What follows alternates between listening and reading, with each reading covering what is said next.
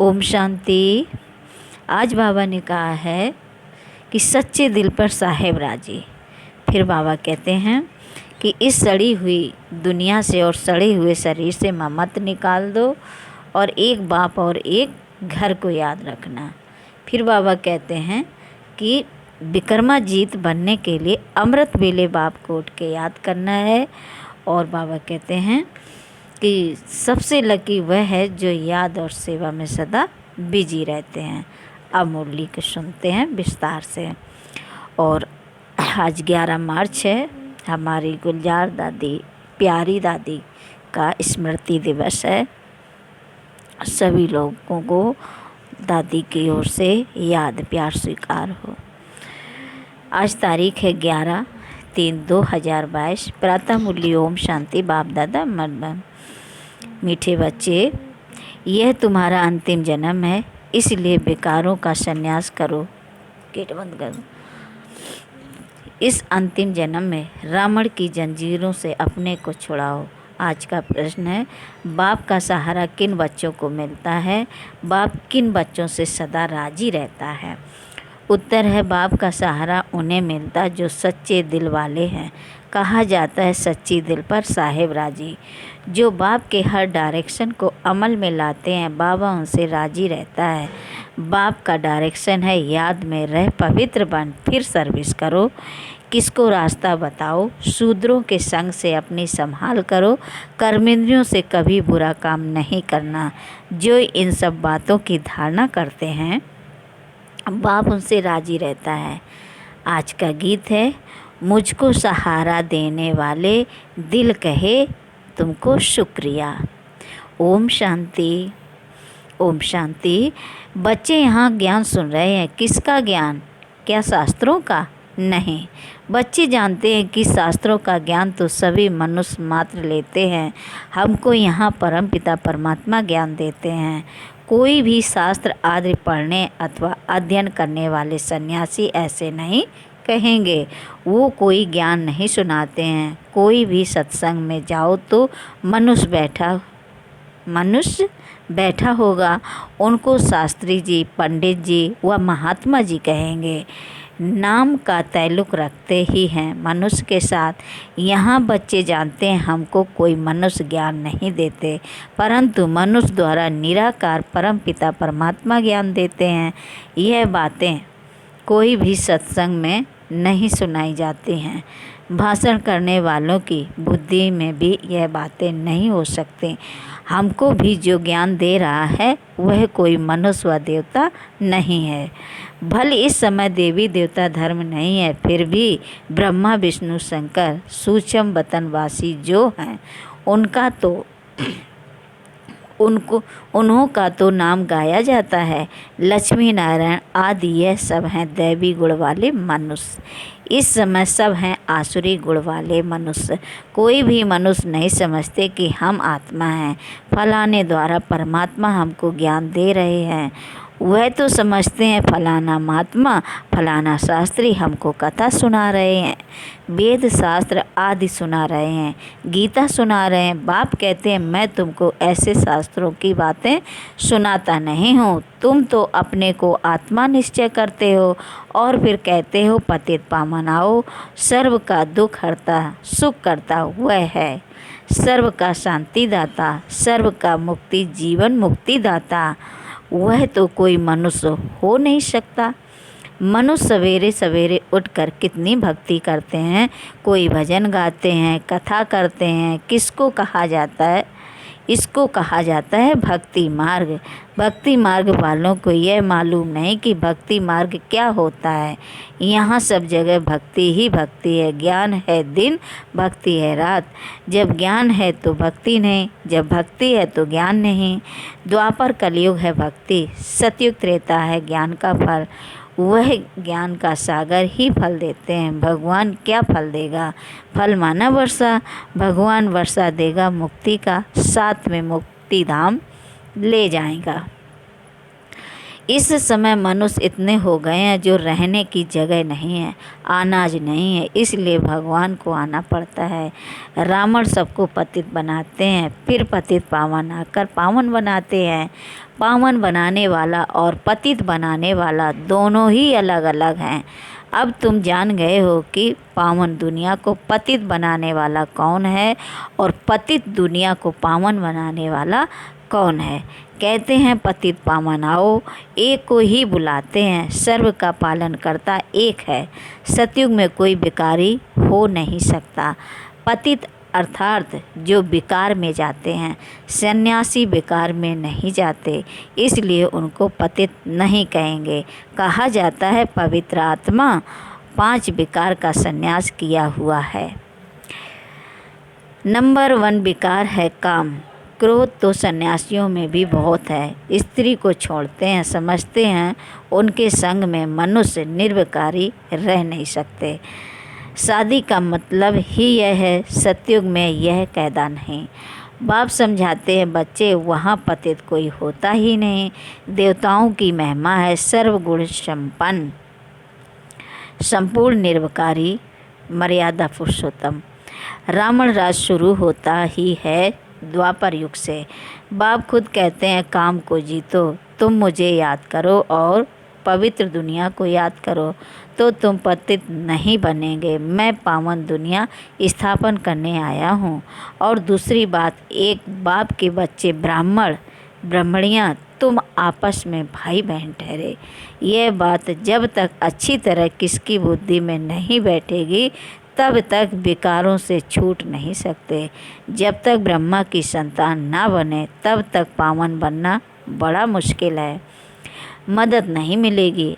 अच्छा, ब्रह्मा की बात छोड़ो, तुम कहते हो हम भगवान के बच्चे हैं, साकार में कहते हो इस हिसाब से भाई बहन हो गए। फिर विकार में जा ना सके, यह तो सब कहेंगे हम ईश्वर की संतान हैं।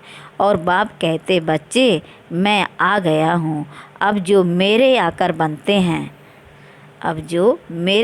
बनते हैं वह आपस में भाई बहन हो गए।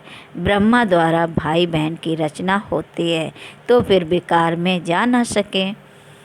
बाबा ने कहा, बाप कहते हैं यह तुम्हारा अंतिम जन्म है, एक जन्म के लिए तो इस विकार का त्याग करो। सन्यासी लोग छोड़ते हैं जंगल में जाने के लिए, सन्यासी लोग छोड़ते हैं जंगल में जाने के लिए, तुम छोड़ते हो पवित्र दुनिया में जाने के लिए।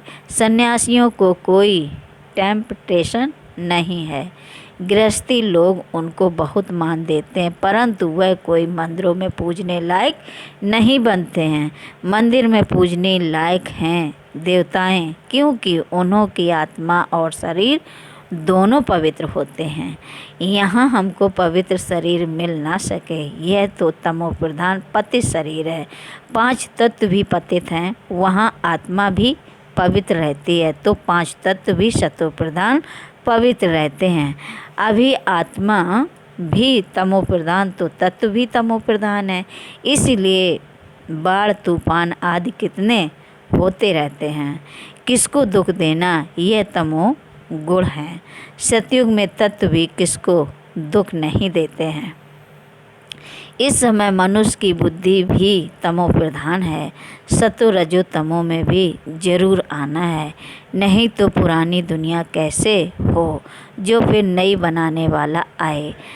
अब बाप कहते हैं बच्चे पावन बनो, यह अंतिम जन्म रावण की जंजीरों से अपने को छुड़ाओ। आसुरी मत पर आधा कल्प तुम पतित रहे हो, यह बहुत बुरी आदत है। सबसे बड़ा दुश्मन है काम। छोटेपन में भी विकार में चले जाते हैं क्योंकि संग ऐसा मिलता है, समय ही ऐसा है, पतित जरूर बनना है। बाबा कहते हैं समय ही ऐसा है, पतित जरूर बनना है। संन्यास धर्म का भी पाठ है। सृष्टि को जल मरने से कुछ बचाते हैं, सृष्टि को जल मरने से कुछ बचाते हैं। अब ड्रामा को भी तुम बच्चे ही जानते हो। भल कहते हैं क्रिश्चियन धर्म को इतने वर्ष हुए परंतु यह नहीं जानते कि क्रिश्चियन धर्म फिर खत्म कब होगा। कहते हैं कलयुग को अभी 40,000 वर्ष चलना है तो क्रिश्चियन आदि सब धर्म 40,000 वर्ष तक वृद्धि को पाते रहेंगे।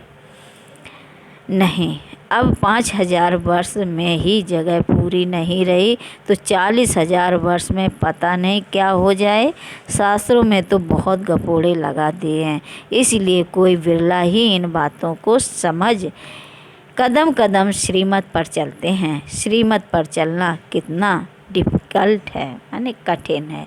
लक्ष्मी नारायण जिन्हों को सारी दुनिया पूजती है वह अब तुम बन रहे हो, यह तुम ही जानते हो, सो भी नंबरवार। अब बाप कहते हैं मुझे याद करो और घर को याद करो। घर तो जल्दी याद आता है ना। मनुष्य 8-10 वर्ष की मुसाफरी कर घर लौटते हैं तो खुशी होती है कि अब हम अपने बर्थ प्लेस में जा रहे हैं, अपनी जन्मभूमि में। अब वह मुसाफरी होती है थोड़े समय की, इसलिए घर को भूलते नहीं हैं।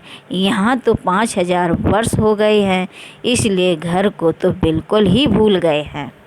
अब बाबा कहते हैं, अब बाप ने आकर बताया है कि बच्चे यह पुरानी दुनिया है, इनको तो आग लगनी है, कोई भी बचेगा नहीं, सबको मरना है।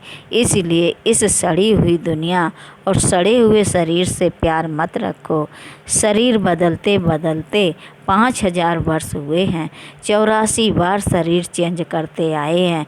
अब बाप कहते हैं तुम्हारे 84 जन्म पूरे हुए तब तो मैं आया हूँ, तुम्हारा पार्ट पूरा हुआ तो सबका पूरा हुआ। इस नॉलेज को धारण करना है। सारी नॉलेज बुद्धि में है। बाप द्वारा नॉलेजफुल बनने से फिर सारे विश्व के मालिक बन जाते हो और विश्व भी नई बन जाती है। भक्ति मार्ग में जो भी कर्मकांड की वस्तुएं हैं सबको खत्म करना है, फिर कोई एक भी है प्रभु कहने वाला नहीं रहेगा। फिर कोई एक भी हे प्रभु कहने वाला नहीं रहेगा। हाय राम, हे प्रभु, यह अक्षर दुख में ही निकलते हैं, सतयुग में नहीं निकलेंगे, क्योंकि वहाँ दुख की बात नहीं। तो ऐसा बाप जिसको याद किया जाता है उनकी मत पर क्यों नहीं चलना चाहिए। ईश्वरी मत से सदा सुखी बन जाएंगे। यह समझते भी श्रीमत पर ना चले तो उनको महामूर्ख कहा जाता है। ईश्वरी मत और आसुरी मत दोनों में रात दिन का फर्क हो जाता है। अब जज करना है कि हम किस तरफ जाएं। माया की तरफ तो दुख ही दुख है, ईश्वर की तरफ 21 जन्मों का सुख है। अब किसकी मत पर चलें। बाप कहते हैं श्रीमत पर चलने चाहो तो चलो। आप कहते हैं कि श्रीमत पर चलने चाहो तो चलो। पहली बात है कि काम पर जीत पहनो। उनसे भी पहली बात है कि मुझे याद करो। यह पुराना शरीर तो छोड़ना ही है, अब वापस जाना है। इस समय हमको ख्याल है कि हम 84 जन्मों की पुरानी खाल छोड़ता हूँ। वहाँ सतयुग में समझते हैं यह बूढ़ा शरीर छोड़ फिर बचपन में आएंगे। इस पुरानी दुनिया का महाविनाश होना है। यह बातें कोई शास्त्रों में नहीं हैं। यह बाप बैठ सम्मुख समझाते हैं। यह सब बातें ध्यान में रहें तो अहो सौभाग्य, कितना सहज है, फिर भी पता नहीं। स्वीट होम, स्वीट राजधानी को क्यों भूल जाते हो, याद क्यों नहीं करते। संग दोष में आकर गंदे बनते हैं। बाबा कहते हैं बच्चे, गंदे विकल्प बहुत आएंगे, परंतु कर्मेंद्रियों से कोई काम नहीं करना। ऐसे नहीं विकर्म करके फिर लिखो बाबा यह विकर्म हो गया, क्षमा करो। विकर्म कर दिया तो उसका फिर 100 गुणा दंड पड़ जाएगा। एक तो न बतलाने से दंड पड़ जाएगा, एक तो न बतलाने से दंड पड़ जाए। इस समय पता पड़ता है कि अजामिल कौन बनता है, जो ईश्वर की गोद लेकर फिर विकार में जाते हैं। सिद्ध होता है कि यह बड़ा अजामिल पाप आत्मा है, जो विकार बगैर रह नहीं सकते।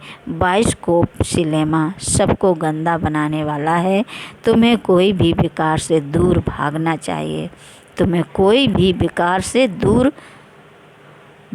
चाहिए। ब्राह्मण है निर्विकारी तो संग भी ब्राह्मणों का चाहिए।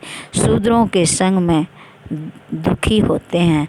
शरीर निर्वाह अर्थ तो सब कुछ करना ही है, परंतु कर्मेंद्रियों से कोई भी कर्म नहीं करना चाहिए। हाँ, बच्चों को सुधारने के लिए समझाना है, कोई ना कोई युक्ति से हल्की सज़ा देनी है। रचना रची है तो रेस्पॉन्सिबिलिटी भी है, जिम्मेदारी भी है। उन्हों को भी सच्ची कमाई करानी है। छोटे छोटे बच्चों को भी थोड़ा बहुत सिखलाना अच्छा है। शिव बाबा को याद करने से मदद मिलेगी। सच्चे दिल पर साहिब राजी होता है। सच्ची दिल वाले बच्चों को ही बाप का सहारा मिलता है। अब सारी दुनिया में कोई किसका सहारा नहीं, सहारा होता है सुख में ले जाने का। एक परमात्मा को ही याद करते हैं, वही आकर सबको शांति देते हैं।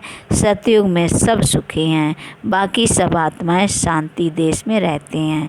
भारत स्वर्ग था, सब विश्व के मालिक थे। अशांति महामारी कुछ नहीं था। जरूर वह नई दुनिया बाबा ने ही रची होगी। बाबा से वर्षा मिला होगा कैसे, वह भी कोई समझते नहीं। उसको रामराज कहा जाता है, अब नहीं है। रामराज कहा जाता था, अब नहीं है।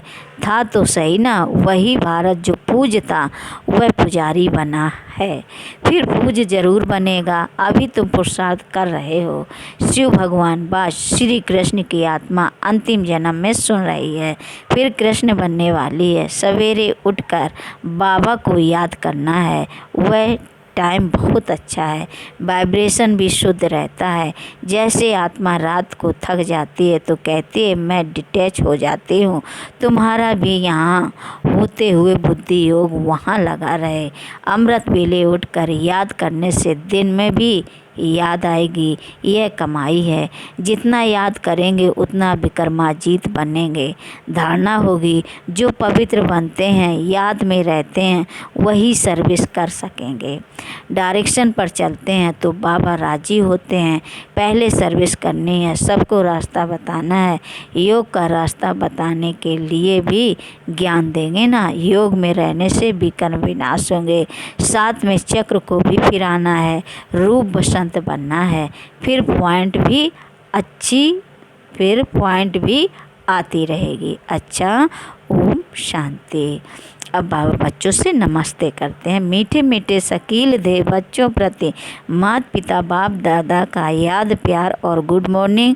रूहानी बाप की रूहानी बच्चों को नमस्ते।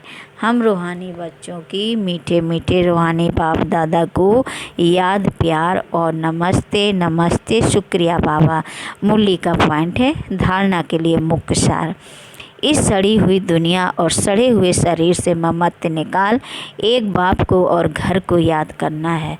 शूद्रों के संग से अपनी संभाल करनी है। दूसरी पॉइंट है विक्रमाजीत बनने के लिए अमृत बेले उठ याद में बैठना है। इस शरीर से डिटैच होने का अभ्यास करना है।